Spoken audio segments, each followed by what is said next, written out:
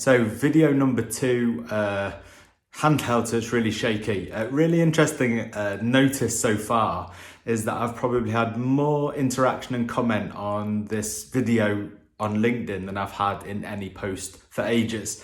The other notice is portrait or landscape.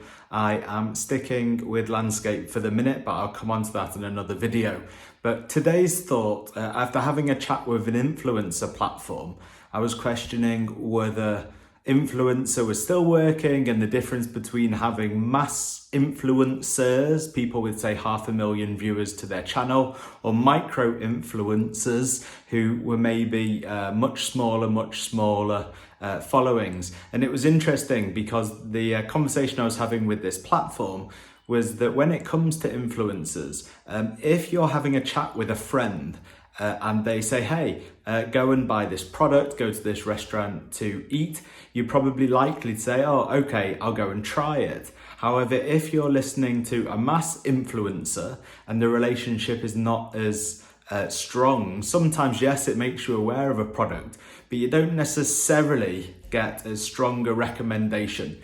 So today's thought is, if you have got an influencer strategy, are you making use of mass influence to introduce your brand or product or service to a mega audience? But are you also making use of micro influencers where you can actually maybe start with a smaller audience but have more positive effect? The reason why the conversation came up is because my understanding is that micro influencers now are wanting maybe similar amounts of payments to promote your message with smaller audiences as these mass influencers who can almost do kind of global campaigns. So it's about where is that mix.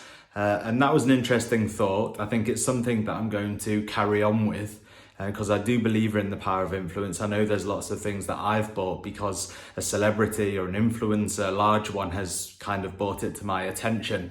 But I know that sometimes the more action that I've taken is when a friend or someone that I have a closer relationship